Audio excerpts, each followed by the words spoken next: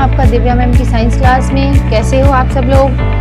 आशा करती हूँ पिछला आपने पढ़ लिया होगा ऊष्माक्षेपी अभिक्रिया, यहाँ तक हम पहले पढ़ चुके हैं और आपको याद ही होगा। आज हम पढ़ेंगे वियोजन अपघटन अभिक्रिया 1.2.2 वियोजन अपघटन अभिक्रिया। क्रियाकलाप 1.5। एक शुष्क क्वथन नली में 2 ग्राम फेरस सल्फेट के क्रिस्टल लीजिए। फेरस सल्फेट के क्रिस्टल के रंग पर ध्यान दीजिए। क्वथन नली को बर्नर या स्प्लिट लैंप की ज्वाला पर गर्म कीजिए, जैसा कि चित्र 1.4 में दिखाया गया है, और गर्म करने के पश्चात क्रिस्टल के रंग को देखिए। बच्चों, ये चित्र 1.4 जो है, इस 1.4 चित्र को आप ध्यान से देखिए। इसमें एक बालिका क्वथन नली में फेरस सल्फेट के क्रिस्टल को गर्म कर रही है। तो इसको गर्म करने के पश्चात जो फेरस सल्फेट के क्रिस्टल का रंग परिवर्तन हुआ उसको देखेंगे। क्या आपने ध्यान दिया कि फेरस सल्फेट क्रिस्टल के हरे रंग में परिवर्तन हुआ? यानी फेरस सल्फेट के क्रिस्टल किस रंग के थे? हरे रंग के थे। और सल्फर के दहन से उत्पन्न उस अभिलाक्षित विशिष्ट गंध को भी आप सूंघ सकते हैं, और जब सल्फर जलता है तो उसकी विशेष प्रकार की गंध आती है। तो बच्चों, इसमें ध्यान देने योग्य बात ये होती है कि क्वथन नली को डायरेक्ट अपनी नाक के पास नहीं रखना होता, धीरे से तिरछा करके इस गंध को लेना होता है। अब है इसकी समीकरण कैसे लिखते हैं। तो इसका जो समीकरण है बच्चों, 2FeSO4 ऊष्मा Fe2O3 plus SO2 plus SO3, यानी फेरस सल्फेट से क्या बन गया है? फेरिक ऑक्साइड बन गया है। बच्चों, इस पूरी समीकरण को आप बॉक्स में रख लीजिए। इसमें फेरस सल्फेट को जब ऊष्मा देकर हमने गर्म किया तो वह फेरिक ऑक्साइड बन गया। फेरिक ऑक्साइड का सूत्र है Fe2O3 और फेरस सल्फेट का सूत्र था FeSO4। आप देख सकते हैं कि इस अभिक्रिया में एकल अभिकर्मक टूटकर छोटे छोटे उत्पाद प्रदान करता है। यह एक वियोजन अभिक्रिया है। तो बच्चों, वियोजन अभिक्रिया, वियोजन इसका मतलब है किसी चीज का टूटना। तो टूटने को या अपघटन को ही वियोजन अभिक्रिया कहते हैं। इसमें हमारे पास एक अभिकारक था, एकल अभिकर्मक। ये इसकी परिभाषा हो गई वियोजन अभिक्रिया की, कि एकल अभिकर्मक टूटकर छोटे छोटे उत्पाद बनाए, यही वियोजन अभिक्रिया कहलाती है। इसमें हमने फेरस सल्फेट को जलाया तो उसमें से Fe2O3 फेरिक ऑक्साइड बना, SO2 बना और SO3 बना। गर्म करने पर फेरस सल्फेट FeSO4.7H2O का क्रिस्टल जल त्याग देता है। यानी कि ये जो H2O लगा हुआ है ना इसके साथ में, ये इसके क्रिस्टल का जल होता है। हर क्रिस्टल में कुछ न कुछ जल के अणु होते हैं। इसमें कितने हैं? 7 हैं। और क्रिस्टल का रंग बदल जाता है। क्रिस्टल जो हरे रंग का था अब उसका रंग बदल गया।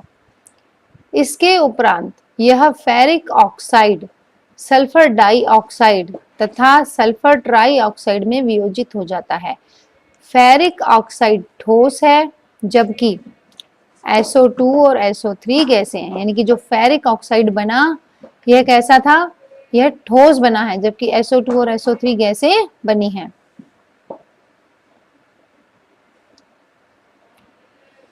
ऊष्मा देने पर कैल्शियम कार्बोनेट का कैल्शियम ऑक्साइड तथा कार्बन डाइऑक्साइड में वियोजित होना एक प्रमुख वियोजन अभिक्रिया है, जिसका उपयोग विभिन्न उद्योगों में होता है।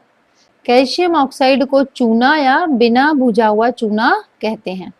बच्चों, कैल्शियम ऑक्साइड जो होती है इसको चूना या बिना भुजा हुआ चूना भी कहते हैं। इसके अनेक उपयोगों में से एक उपयोग सीमेंट के निर्माण में होता है। ऊष्मा के द्वारा की गई वियोजन अभिक्रिया को ऊष्मीय वियोजन कहते हैं। तो बच्चों, वियोजन अभिक्रिया जैसा कि मैंने आपको बताई कि वियोजन अभिक्रिया क्या होती है? ये वियोजन अभिक्रिया होती है किसी चीज के अणु का टूटना। तो बच्चों, हम किसी भी चीज को कितनी तरह से तोड़ सकते हैं? वैसे हाथों से तोड़ सकते हैं आप बताओगे, लेकिन विज्ञान की भाषा में हम किसी चीज को गर्म करके तोड़ सकते हैं। आगे हम और भी तरीके पढ़ेंगे कि वियोजन अभिक्रिया और किस किस तरीके से होती है। अभी हमने ये पढ़ा कि वियोजन अभिक्रिया में हमने फेरस सल्फेट को गरम करा और फेरिक ऑक्साइड बना। अब जो चूना पत्थर है उससे बुझा हुआ चूना कैसे बनता है? CaCO3 ये चूना पत्थर का सूत्र है। इसको हमने जब गरम किया, ऊष्मा दी, तो ये बना CaO प्लस CO2। अब जो CaO बना यह बना बुझा हुआ चूना। ऊष्मीय वियोजन अभिक्रिया का एक अन्य उदाहरण क्रियाकलाप 1.6 में दिया गया है। इस बच्चों बुझे हुए चूने का जो मैं एक बार बताना चाहूंगी, 1.20 जो समीकरण है ये बुझा हुआ चूना की समीकरण है। ये आपको अवश्य याद रखनी है क्योंकि इस पर बोर्ड में प्रश्न बनता है। तो ये जो समीकरण है ये आपको याद रखनी है और इसमें आपका उपयोग भी ये पूछते हैं कि कैल्शियम ऑक्साइड ये जो चूना है इसका क्या उपयोग होता है? तो सीमेंट बनाने के लिए इसका उपयोग होता है। अब आगे बढ़ते हैं। ऊष्मीय वियोजन अभिक्रिया का एक अन्य उदाहरण क्रियाकलाप 1.6 में दिया गया है। क्रियाकलाप 1.6 बच्चों, एक क्वथन नली में 2 ग्राम लेड नाइट्रेट का चूर्ण लीजिए।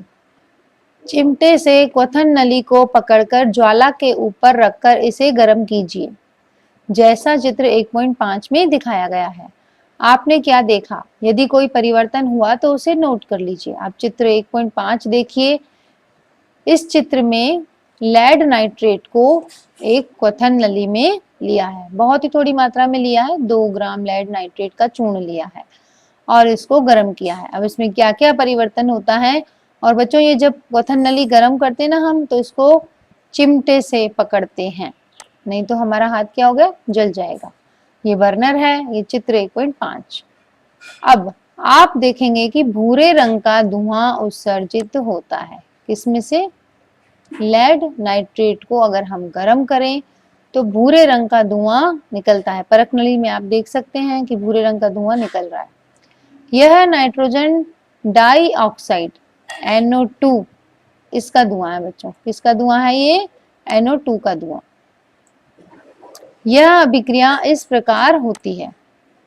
यह अभिक्रिया है बच्चों, इसको आप हाईलाइट कर लीजिए अपनी किताब में। 2PbNO3 whole twice. तापन, इसको गर्म करेंगे। 2PbO plus 4NO2 plus O2। तो जो लेड नाइट्रेट था इसको अगर गर्म करा तो लेड ऑक्साइड बन गया और नाइट्रोजन डाइऑक्साइड बन गया। क्या बन गया बच्चों? नाइट्रोजन डाइऑक्साइड यानी NO2 और O2 यानी ऑक्सीजन निकल गई। तो ये भी किसका उदाहरण है? ये भी एक वियोजन या अपघटन अभिक्रिया का उदाहरण है। आइए क्रियाकलाप 1.7 और 1.8 में दी गई कुछ अन्य अपघटन क्रियाएं करें। तो बच्चों अभी हमारा टॉपिक चल रहा है अपघटन अभिक्रियाएं। तो अपघटन अभिक्रियाओं के हम क्या पढ़ रहे हैं? उदाहरण। अब है क्रियाकलाप 1.7, इसमें भी अपघटन अभिक्रिया का उदाहरण पढ़ाया जाएगा। आशा करती हूँ आपको समझ में आ रहा होगा बच्चों। अगर आपको समझ में आ रहा है तो इस चैनल को आप लाइक और सब्सक्राइब कर दीजिए ताकि आपको और भी पूरे कोर्स के अलग अलग वीडियोस मिल सकें और इनको आप अपने दोस्तों के साथ शेयर भी अवश्य कर लीजिए, क्योंकि लॉकडाउन चल रहा है ना, तो पढ़ाई स्कूलों में हो नहीं रही बच्चों की। तो आप इसको ऑनलाइन मेरे साथ साथ पढ़िए, जिससे आपका पूरा 10th का कोर्स हो जाएगा और आपको बोर्ड्स में परेशानी नहीं होगी। क्रियाकलाप 1.7। एक प्लास्टिक का मग लीजिए, इसकी तली में 2 छिद्र करके उनमें रबड़ का डॉट लगा दीजिए। बच्चों ये चित्र है ना जो 1.6, ये चित्र जल का वैद्युत अपघटन बताता है। तो जल होता है ना जो पानी, इसका भी वियोजन होता है। पानी आपको मालूम है किस किस से बना होता है? पानी का सूत्र होता है H2O। तो पानी में हाइड्रोजन गैस होती है और ऑक्सीजन गैस होती है। तो बच्चों ये जो पानी है, पानी का हाइड्रोजन और ऑक्सीजन गैस में वियोजन करना अपघटन अभिक्रिया कहलाता है। लेकिन इसका वियोजन हम गर्म करके नहीं कर सकते, अगर हम गर्म करेंगे तो पानी उड़ जाएगा। तो जल का वियोजन होता है विद्युत अपघटन से। विद्युत अपघटन मतलब पानी में दो तारे लगा के कैथोड और एनोड बना के उसके अंदर बिजली इस बैटरी से डालते हैं। तो बिजली से यानी विद्युत अपघटन से हम जल का अपघटन कर सकते हैं, जिससे जल अपने घटकों में, घटक यानी जिससे जल बना है ना, हाइड्रोजन और ऑक्सीजन, उसमें बदल जाएगा। अब आगे चलते हैं बच्चों। एक प्लास्टिक का मग लीजिए, इसकी तली में 2 छेद करके उसमें रबड़ का डॉट लगा दीजिए। इन छिद्रों में कार्बन इलेक्ट्रोड डाल दीजिए, जैसा कि चित्र 1.6 में दिखाया गया है। ये जो 2 आपको दिख रहे हैं ना डॉट्स, ये हैं इलेक्ट्रोड। इन इलेक्ट्रोडों को 6 वोल्ट की बैटरी से जोड़ दीजिए। आप ये देखिए बैटरी से जुड़े हुए हैं, तो ये बैटरी है 6 वोल्ट की, ठीक है। अब है मग में इतना जल डालिए कि इलेक्ट्रोड उसमें डूब जाए। जल में तनु सल्फ्यूरिक अम्ल की कुछ बूंदें डाल दीजिए। ये जो पानी भरा ना हमने बच्चों इसमें मग में, इस मग में पानी के साथ साथ तनु H2SO4, तनु H2SO4 यानी तनु सल्फ्यूरिक अम्ल जो होता है, तेजाब होता है, तेजाब की 2-3 बूंदें हमें इस पानी में डाल देनी है। जल से भरी 2 अंशाकित परख नलियों को दोनों कार्बन इलेक्ट्रोडों के ऊपर उल्टा करके रख दीजिए। अब विद्युत धारा प्रवाहित करके इस उपकरण को थोड़ी देर के लिए छोड़ दीजिए। दोनों इलेक्ट्रोडों पर आप बुलबुले बनते देखेंगे। ये बुलबुले अंशांकित नली से जल को विस्थापित कर देते हैं। क्या दोनों परख नलियों में एकत्रित गैस का आयतन समान है? जब दोनों परख नलियां गैस से भर जाएं, तब उन्हें सावधानी पूर्वक हटा लीजिए। एक जलती हुई मोमबत्ती को दोनों परख नलियों के मुंह के ऊपर लाकर इन गैसों की जांच करिए। सावधानी क्या रखनी है कि ये जो अपन इन गैसों का जांच कर रहे हैं ना, ये जांच हमें शिक्षक के साथ में करनी है, क्योंकि जब भी हम कोई आग जलाने का काम करते हैं, हमारे पास किसी बड़े का होना आवश्यक होता है। दोनों स्थितियों में क्या होता है, दोनों परख नलियों में कौन सी गैस उपस्थित है? तो बच्चों ये परख नलियां आपको दिख रही हैं दोनों, एक पे लिखा है ऑक्सीजन और एक पे लिखा है हाइड्रोजन। तो आप देखिए कि हाइड्रोजन वाली में जगह ज्यादा है खाली स्थान, जबकि ऑक्सीजन में जगह कम है। तो ये हमारी दोनों गैसें इकट्ठी हुई हैं किससे? जल के विद्युत अपघटन से। तो बच्चों ये जो पूरा चित्र है, ये पूरा चित्र आपको जल के विद्युत अपघटन के प्रश्न में बनाना है और उसका जो प्रयोग करा है, इसकी क्रिया विधि, ये पूरी आपको लिखनी है जब ये प्रश्न आ जाए कि जल का विद्युत अपघटन का सचित्र वर्णन करिए। अब बच्चों क्रियाकलाप 1.8। अच्छा, आपको ये परख नली वाला जो मैंने बताया ना, हाइड्रोजन गैस है, इसमें खाली जगह ज्यादा है, ऑक्सीजन वाली में खाली जगह कम है, ऐसा क्यों? इसका उत्तर दे देती हूँ, क्योंकि आपको मालूम है जल जो होता है इसका सूत्र होता है H2O। H2O का मतलब हाइड्रोजन जो गैस होती है वो 2 परमाणु होते हैं उसके, और ऑक्सीजन का 1 परमाणु मिलके जल बनाता है। तो ऑक्सीजन से दुगनी हाइड्रोजन होती है, इसलिए इसमें दुगनी जगह है। अब क्रियाकलाप 1.8। चाइना डिश में 2 ग्राम सिल्वर क्लोराइड लीजिए। इसका रंग क्या है? इस चाइना डिश को थोड़ी देर के लिए सूर्य के प्रकाश में रख दीजिए। थोड़ी देर बाद सिल्वर क्लोराइड के रंग को देखिए। बच्चों आप चित्र 1.7 देख पा रहे हैं, इसमें है सूर्य के प्रकाश में सिल्वर क्लोराइड का धूसर रंग सिल्वर धातु बनाता है, यानी कि ये जो सिल्वर क्लोराइड जो होता है धूसर रंग का हो जाता है और इससे क्या बनती है? सिल्वर धातु बनती है। प्लेट होती है, चाइना डिश होती है, इसको प्लेट कहते हैं। उसमें इन्होंने क्या रख दिया? Silver chloride. इस सिल्वर क्लोराइड को सिंपल धूप के प्रकाश में रख दिया, यानी रोशनी में रख दिया। तो तभी जब हम प्रयोगशाला में सिल्वर क्लोराइड रखते हैं ना बच्चों, तो उसको धूप से बचा के रखते हैं अंधेरे कमरे में, नहीं तो वो पूरा उड़ जाता है और उस AgCl में से Ag यानी सिल्वर बन जाता है।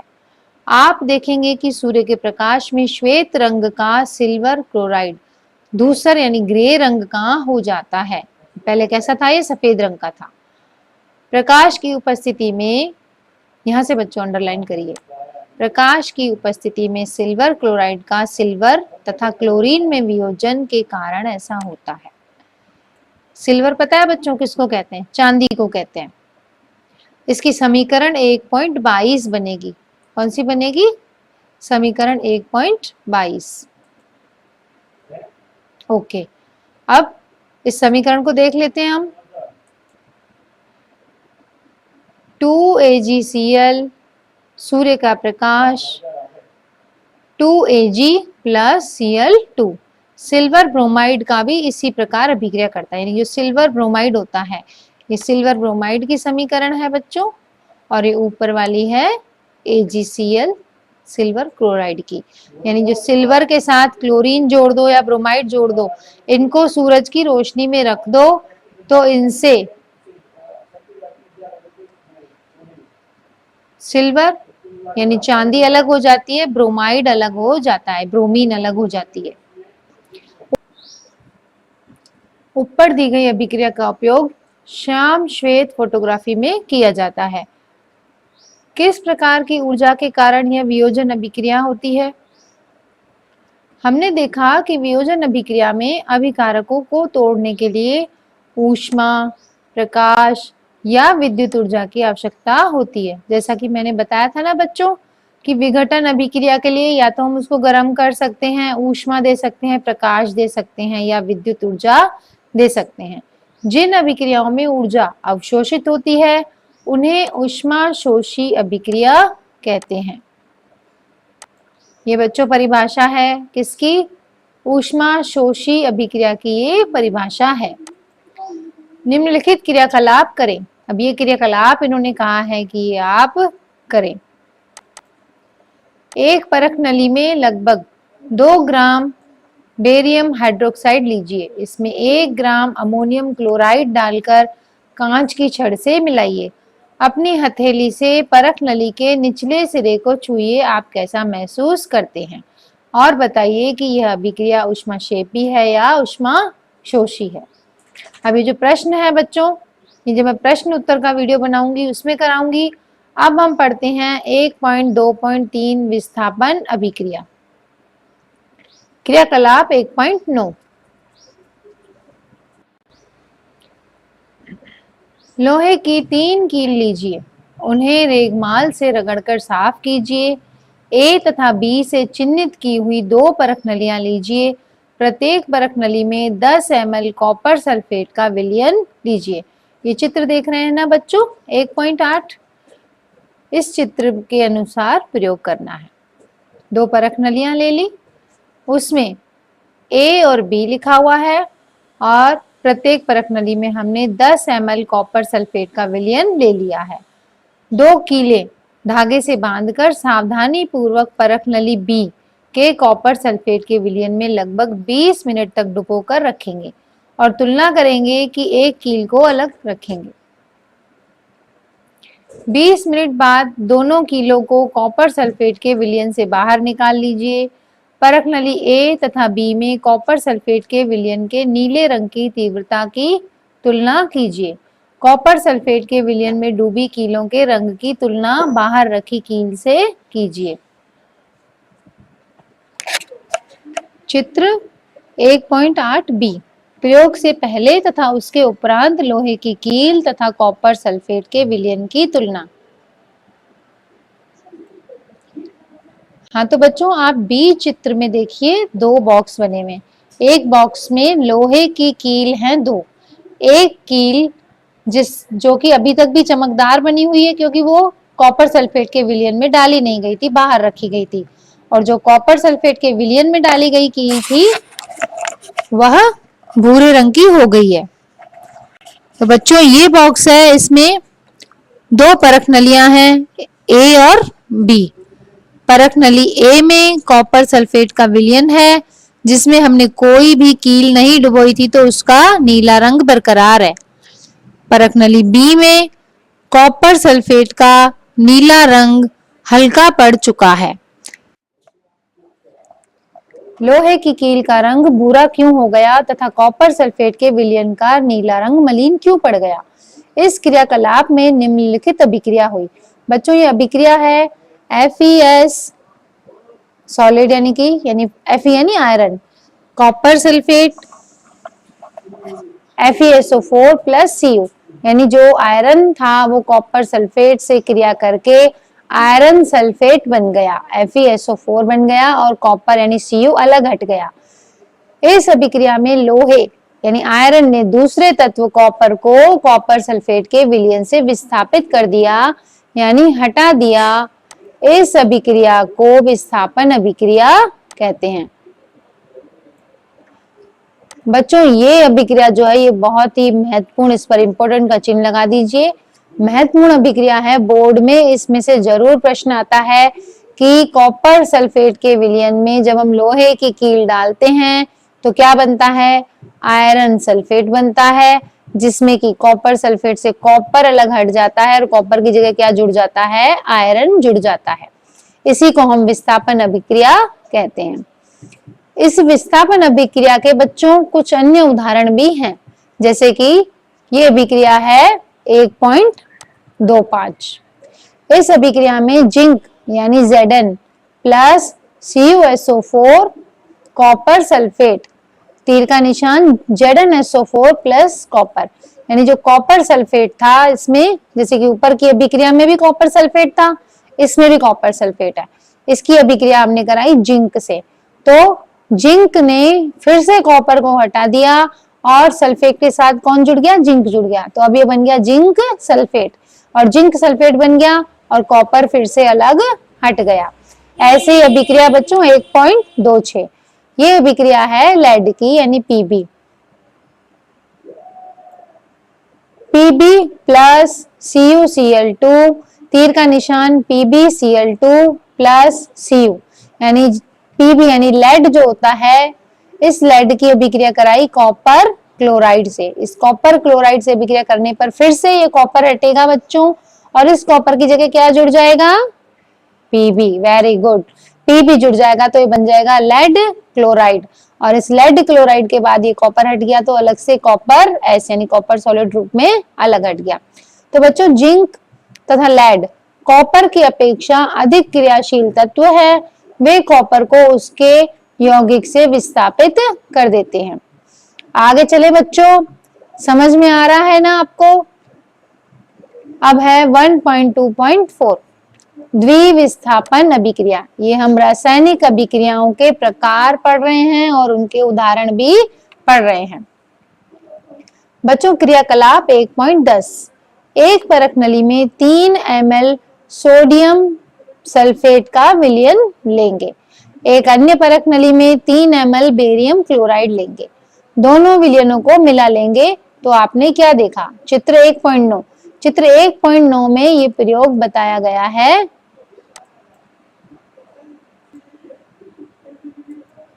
बच्चों बेरियम सल्फेट तथा सोडियम क्लोराइड का निर्माण। बेरियम क्लोराइड के विलयन युक्त परख नली, इसके ऊपर से हम डाल रहे हैं सोडियम सल्फेट, तो इसका क्या होगा? आगे बढ़ते हैं बच्चों। आप देखेंगे कि श्वेत रंग के एक पदार्थ का निर्माण होता है जो जल में अविलेय है। इस अविलेय पदार्थ को अवक्षेप कहते हैं। बच्चों अवक्षेप मतलब जो तलछट जैसा जम जाता है ना, सफेद चूना, तो ये सोडियम सल्फेट को बेरियम क्लोराइड से मिलाने पर बेरियम सल्फेट बनता है और सोडियम क्लोराइड अलग हट जाता है। ये अभिक्रिया जो है 1.27 अभिक्रिया द्विविस्थापन अभिक्रिया का उदाहरण है। इसको भी बच्चों इंपॉर्टेंट टिक मार्क कर लीजिए। इसकी अभिक्रिया ये हुई Na2 यानी सोडियम और SO4 यानी सल्फेट। अब तो आपको इनके कुछ के तो सूत्र याद हो ही गए होंगे, जैसे Na यानी सोडियम होता है, SO4 यानी सल्फेट होता है, प्लस BaCl2 यानी बेरियम क्लोराइड। और इन दोनों की अभिक्रिया जब हमने करी तो बेरियम सल्फेट बन गया, यानी बेरियम क्लोराइड में से ये टूट गया, बेरियम अलग क्लोराइड अलग हो गया, सोडियम सल्फेट में से सोडियम अलग और सल्फेट अलग हो गया, तो SO4 के साथ Ba जुड़ गया यानी बेरियम सल्फेट बन गया, और NaCl यानी नमक, सोडियम क्लोराइड अलग हट गया। ऐसा क्यों होता है? तो ये द्विविस्थापन का उदाहरण है। ऐसा इसलिए होता है कि बेरियम +2 तथा SO4 2- की अभिक्रिया से BaSO4 के अवक्षेप का निर्माण होता है। ये जो बेरियम सल्फेट है ना बच्चों, ये बेरियम सल्फेट एक अवक्षेप यानी तलछट के रूप में जम जाता है। एक अन्य उत्पाद सोडियम क्लोराइड का भी निर्माण होता है। सोडियम क्लोराइड के सूत्र से आपको पता चल रहा होगा बच्चों, ये किसका सूत्र है दैनिक जीवन में जिसका हम बहुत उपयोग करते हैं? जी बिल्कुल ठीक, नमक का। ये नमक का सूत्र होता है NaCl। जो विलयन में ही रहता है वे अभिक्रियाएं जिनमें अभिकारकों के बीच आयनों का आदान प्रदान होता है उन्हें द्विविस्थापन अभिक्रियाएं कहते हैं। बच्चों ये जो परिभाषा है इसको आप अंडरलाइन कर लीजिए, द्विविस्थापन की परिभाषा होती है।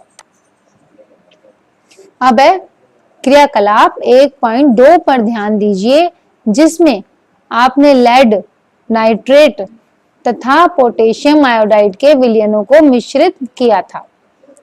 अवक्षेप किस रंग का था? क्या आप अवक्षेपित यौगिक का नाम बता सकते हैं? इस अभिक्रिया के लिए संतुलित रासायनिक समीकरण लिखिए। क्या यह भी द्विविस्थापन अभिक्रिया है? तो बच्चों क्रियाकलाप 1.2 अपने किताब में आप पीछे जाकर देखिए कि इसमें हमने ये लेड नाइट्रेट और पोटेशियम आयोडाइड के विलयन को मिश्रित किया था, तो किस रंग के थे वो। अब है 1.2.5 उपचयन व अपचयन अभिक्रियाएं। यह भी रासायनिक अभिक्रियाओं का एक प्रकार होता है। इसको भी समझने के लिए हम क्रियाकलाप 1.11 इसको करेंगे। चाइना डिश, जैसा कि मैंने आपको बच्चों पहले भी बताया था कि चाइना डिश जो होती है वह चाइना डिश एक प्याली की तरह होती है। इसमें 1 ग्राम कॉपर चूर्ण लेकर उसे गर्म करेंगे। आपने क्या देखा? ये देखिए चित्र 1.10 है। कॉपर ऑक्साइड में उपचयन। इसमें जो चाइना डिश है इसमें कॉपर का चूर्ण रखा हुआ है, यानी तांबे का चूर्ण रखा हुआ है। अब इसको गर्म कर रहे हैं डायरेक्ट। तो कॉपर चूर्ण की सतह पर कॉपर ऑक्साइड की काली परत चढ़ जाती है। यह काला पदार्थ क्यों बना? यह कॉपर ऑक्साइड कॉपर में ऑक्सीजन के योग से बना है। ये समीकरण 1.28 देख लीजिए, 1.28 कॉपर प्लस ऑक्सीजन, इनको अगर गर्म किया यानी सिंपल हमने कॉपर को तांबे को गर्म किया है तो बन गया है 2CuO, कॉपर ऑक्साइड ये बन गया। अब ये कॉपर ऑक्साइड बन गया। यदि इस गर्म पदार्थ CuO के ऊपर हाइड्रोजन गैस प्रवाहित करें तो सतह की काली परत भूरे रंग की हो जाएगी। क्यों हो जाएगी? क्योंकि इस स्थिति में विपरीत अभिक्रिया संपन्न होती है तथा कॉपर प्राप्त होता है। यानी इसी अभिक्रिया में क्या करें, अगर हम CuO कॉपर ऑक्साइड जो बना था इसके ऊपर हाइड्रोजन गैस को अगर छोड़ दें तो यह कॉपर का ऑक्सीजन अलग हट जाएगा, वापस कॉपर बन जाएगी और H2O यानी जल अलग हो जाएगा। अभिक्रिया के समय जब किसी पदार्थ में ऑक्सीजन की वृद्धि होती है तो कहते हैं कि उसका उपचयन हुआ है। यानी कि पहली बार कॉपर में ऑक्सीजन जुड़ा था तो हमने कहा इसका उपचयन हुआ है। और जब अभिक्रिया में किसी पदार्थ में ऑक्सीजन का ह्रास यानी बच्चों कमी, ये CuO से ऑक्सीजन हट गया ना दूसरी बार में, तो ऑक्सीजन जब हट जाती है तो हम कहते हैं उसका अपचयन हुआ है। तो सिंपल सी भाषा में ऑक्सीजन का जुड़ना उपचयन और ऑक्सीजन का हटना अपचयन कहलाता है। अभिक्रिया 1.29 में कॉपर ऑक्साइड में ऑक्सीजन का ह्रास हो रहा है यानी कमी हो रही है, इसलिए यह अपचयित हुआ है। और हाइड्रोजन में ऑक्सीजन की वृद्धि हो रही है इसलिए यह उपचयित हुआ है। तो बच्चों ध्यान देने की बात है कि ये जो समीकरण है ना CuO प्लस H2, इसमें कॉपर के साथ जो ऑक्सीजन थी वो कॉपर से हटके कहाँ गई? वो ऑक्सीजन हाइड्रोजन ने ले ली तो उसका तो बन गया H2O यानी जल और कॉपर अलग रह गया। तो कॉपर से ऑक्सीजन हटी और ऑक्सीजन हाइड्रोजन में जुड़ गई। तो जहां से ऑक्सीजन का ह्रास हुआ यानी हटी, उसका तो हुआ अपचयन, और जहां ऑक्सीजन की वृद्धि हुई उसका उपचयन हो गया। अर्थात किसी अभिक्रिया में एक अभिकारक उपचयित और दूसरा अभिकारक अपचयित होता है। इन अभिक्रियाओं को, ध्यान देने की योग्य बात है बच्चों, इसको अंडरलाइन कर लीजिए। इन अभिक्रियाओं को उपचयन, अपचयन अथवा रेडॉक्स अभिक्रियाएं कहते हैं। यह बहुत ही महत्वपूर्ण परिभाषा है बच्चों रेडॉक्स अभिक्रिया की। तो इस अभिक्रिया पर आप टिक मार्क कर लीजिए। इसमें से प्रश्न आता है कि रेडॉक्स अभिक्रिया किसे कहते हैं। ऐसी अभिक्रियाएं जिनमें एक अभिकारक उपचयित हो, दूसरा अभिकारक अपचयित हो, उसे रेडॉक्स अभिक्रियाएं कहते हैं। यानी कि एक पदार्थ का अपचयन हो और दूसरे का उपचयन हो। अब है रेडॉक्स अभिक्रिया के कुछ अन्य उदाहरण। तो बच्चों ये जो दो समीकरण है ना, 1.31 और 1.32, ये जो समीकरण है ये किसका उदाहरण है? रेडॉक्स अभिक्रिया के अन्य उदाहरण है। पहला है ZnO प्लस C, यानी कार्बन है उसके साथ ZnO है, तो जिंक में जो ऑक्सीजन लगी है ये जिंक की ऑक्सीजन हट जाएगी और ये ऑक्सीजन हट के कार्बन से जुड़ जाएगी, तो CO यानी कार्बन मोनोऑक्साइड बन जाएगा और जिंक अकेला रह जाएगा। इसी तरह से अभिक्रिया 1.32 है MnO2 प्लस 4HCl, तो ये बन गया MnCl2, यानी कि Mn के साथ MnO2 प्लस HCl, यानी Mn के साथ Cl2 हो गया और H वापस से ऑक्सीजन लेके H2O यानी जल बन गया, और जो Cl2 थी क्लोरीन गैस वो अलग हट गई। तो अभिक्रिया 1.31 में कार्बन उपचयित होकर कार्बन मोनोऑक्साइड और ZnO अपचयित होकर Zn बनता है। ये पहले वाली अभिक्रिया की बात हो रही है। इस अभिक्रिया में Zn से ऑक्सीजन हट गई और कार्बन में जुड़ गई। अब है अभिक्रिया 1.3.2। इसमें क्या हुआ? इसमें HCl Cl2 में उपचयित हुआ और MnO2 और MnCl2 में अपचयित हुआ है। अब आगे बढ़ते हैं बच्चों। ये दोनों उदाहरण और ऊपर का कॉपर ऑक्साइड का उदाहरण, ये आप याद कर लीजिए, रेडॉक्स अभिक्रिया के उदाहरण हैं। ऊपर के उदाहरणों के आधार पर हम कह सकते हैं कि यदि किसी अभिक्रिया में पदार्थ का उपचयन तब होता है जब उसमें ऑक्सीजन की वृद्धि या हाइड्रोजन का ह्रास होता है। पदार्थ का अपचयन तब होता है जब उसमें ऑक्सीजन का ह्रास यानी कमी, ह्रास यानी कमी बताया ना मैंने, और हाइड्रोजन की वृद्धि होती है। आगे बढ़ते हैं बच्चों। आशा करती हूँ आपको समझ में आ रहा हो।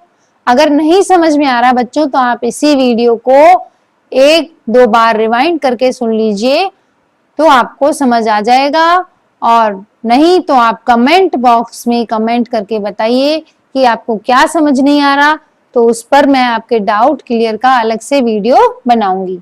तो आप इसी तरह वीडियो को देखते रहिए बच्चों। आप देखेंगे, लाइक करेंगे, तभी मैं और वीडियो बनाने के लिए प्रेरित होंगी। क्रियाकलाप 1.1 पर ध्यान दीजिए, जिसमें एक चमकदार ज्वाला के साथ मैग्नीशियम रिबन का वायु ऑक्सीजन में दहन होता है तथा यह श्वेत पदार्थ मैग्नीशियम ऑक्साइड में परिवर्तित हो जाता है। इस अभिक्रिया में मैग्नीशियम का उपचयन होता है या अपचयन होता है। बच्चों आपको ध्यान है, शुरू में हमने मैग्नीशियम रिबन को वायु की उपस्थिति में जलाया था और एक श्वेत पदार्थ का चूर्ण बना था, वो बना था मैग्नीशियम ऑक्साइड। अब आपको बताना है मैग्नीशियम के साथ ऑक्सीजन क्या हो गई थी? जुड़ गई थी। तो ऑक्सीजन का जुड़ना मैग्नीशियम के साथ कौन सी अभिक्रिया है? उपचयन है या अपचयन है? आप इसको कमेंट बॉक्स में बताइएगा। अब आगे 1.3, क्या आपने दैनिक जीवन में उपचयन अभिक्रियाओं के प्रभावों को देखा है? 1.3.1 संक्षारण। संक्षारण जो होता है इसके बारे में मैं आपको बताऊं, यानी जंग लगना, किसी चीज का गलना, संक्षारण होना, इसको आगे पढ़ेंगे, मैं और आगे समझाऊंगी। आपने अवश्य देखा होगा कि लोहे की बनी नई वस्तुएं चमकीली होती है, जैसे कि अपनी कील थी ना अभी, वो कील कितनी चमकदार थी, लेकिन कॉपर सल्फेट में डाली तो वो ब्राउन हो गई। लेकिन कुछ समय पश्चात उन पर लालिमा युक्त भूरे रंग की परत चढ़ जाती है। आपने देखा होगा ना, खुले में जब हम लोहा रखते हैं, कुर्सी रखते हैं, बारिश में जंग लग जाती है उसके ऊपर, वो भूरे भूरे रंग का हो जाता है। प्राय इस प्रक्रिया को लोहे पर जंग लगना कहते हैं। यानी लोहा अगर खुले में रख दे तो उस पर जंग लग जाती है। कुछ अन्य धातुओं में भी ऐसा ही परिवर्तन होता है। क्या आपने देखा है बच्चों, चांदी पर या तांबे पर चढ़ने वाली परत के रंग पर ध्यान दिया है आपने कभी? इन पर भी जंग लगती है क्या? जब कोई धातु अपने आसपास अम्ल, आर्द्रता आदि के संपर्क में आता है, अम्ल यानी बच्चों तेजाब, यानी नमी या तेजाब के संपर्क में आते हैं, तब ये संक्षारित हो जाते हैं। कौन? धातु। और इस प्रक्रिया को संक्षारण कहते हैं। तो बच्चों ये संक्षारण की परिभाषा थी, इसको आप अंडरलाइन कर लीजिए कि जब कोई धातु नमी, अम्ल और आर्द्रता के संपर्क में आती है तो ये संक्षारित होती है और इसको संक्षारण कहते हैं। चांदी के ऊपर काली परत व तांबे के ऊपर हरी परत चढ़ना संक्षारण के अन्य उदाहरण है। आपने देखा होगा चांदी के जेवर, आपकी मम्मी की पायल देख लेना, आप काली हो जाती है, वो उसको जंग लगना कहते हैं। चांदी की जंग काले रंग की लगती है और लोहे की भूरे रंग की लगती है। और तांबा जो होता है, तांबे के आपके पास लोटे होंगे, जग होंगे, बर्तन होंगे, तो तांबे के बर्तनों पे हरे रंग की जंग लग जाती है। संक्षारण के कारण कार के ढांचे, पुल, लोहे की रेलिंग, जहाज तथा धातु, विशेषकर लोहे से बनी वस्तुओं की बहुत क्षति होती है। बच्चों ये संक्षारण होता है, ये सही होता है क्या धातुओं के लिए?